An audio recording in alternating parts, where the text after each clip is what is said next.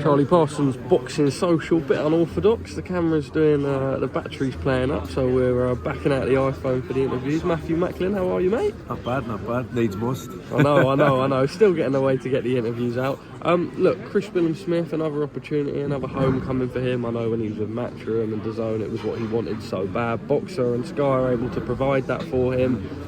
Probably not the opponent he would have liked. I was chatting with him last night.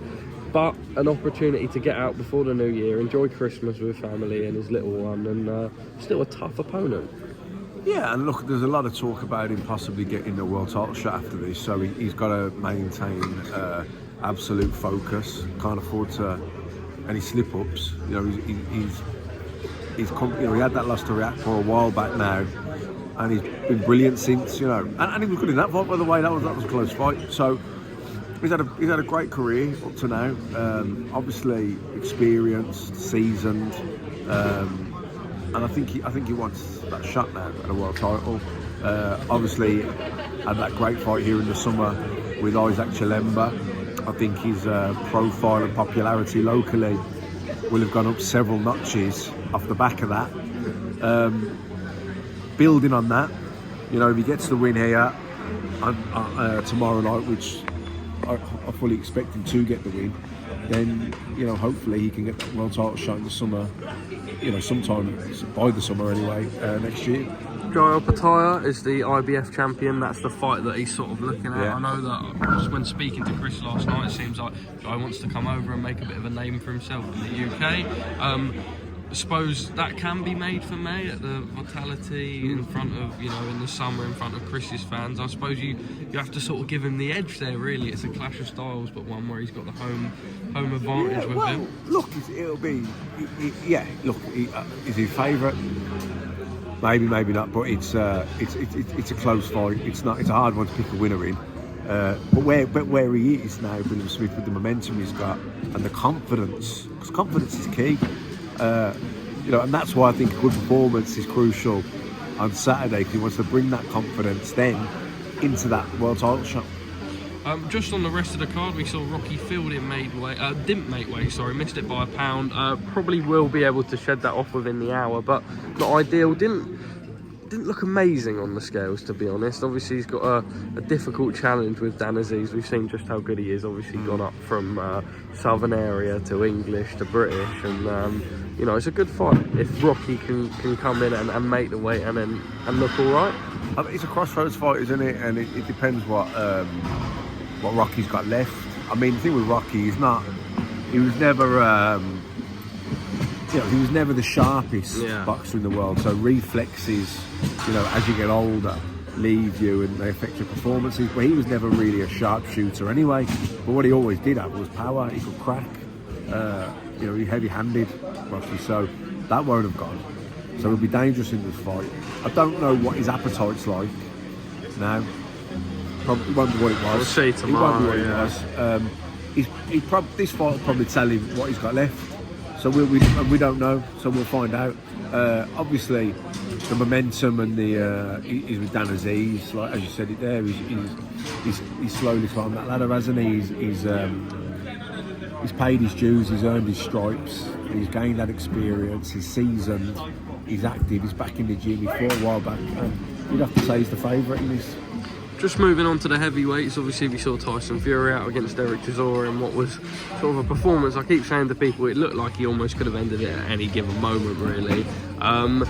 Derek, obviously, great servant to British boxing, but maybe now time to hang up the gloves and call it a day. I know only Derek can be the one that gives that decision, but maybe now's time? Yeah, I think so, because, as you said, he's been a great servant.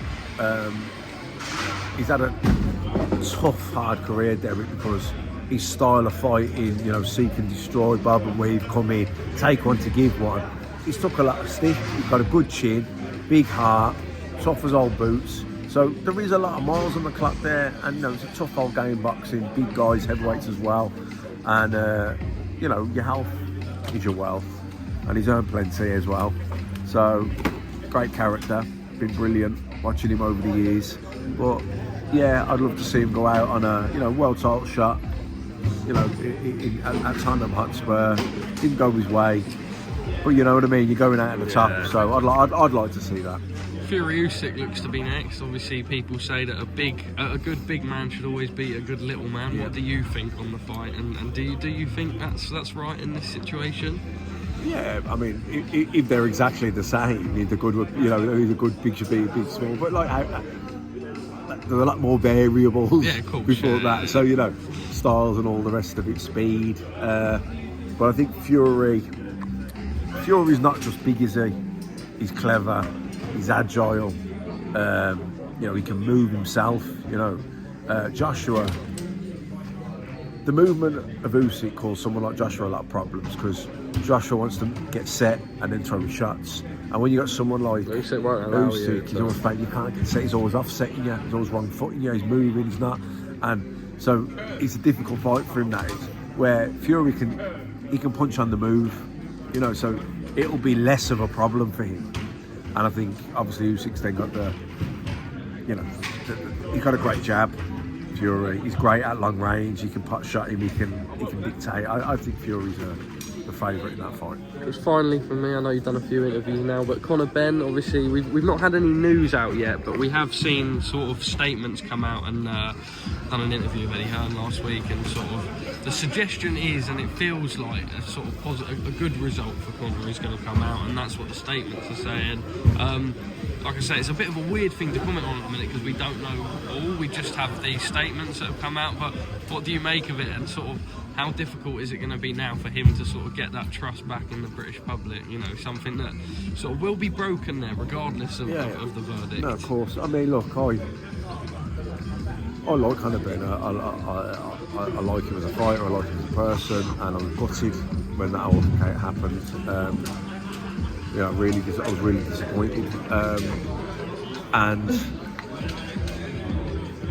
as much as I hope that it does come out, I hope the news that comes out does wipe that clean. That hasn't come out yet, has it? There's just promises of this coming out, but it hasn't come out. You know? So all we've got that's actually a fact is that it's failed to test.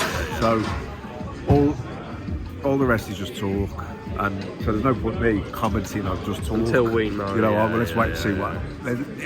Let it play out then, and let's see what, and then we can decide. Then we can decide for ourselves. And hopefully, I really do. Hope it does. Clean it, clear his name. All right, Matt. Well, top man. Obviously, big show tomorrow night, ending up the year with a bang back in Bournemouth. See you tomorrow. Cheers.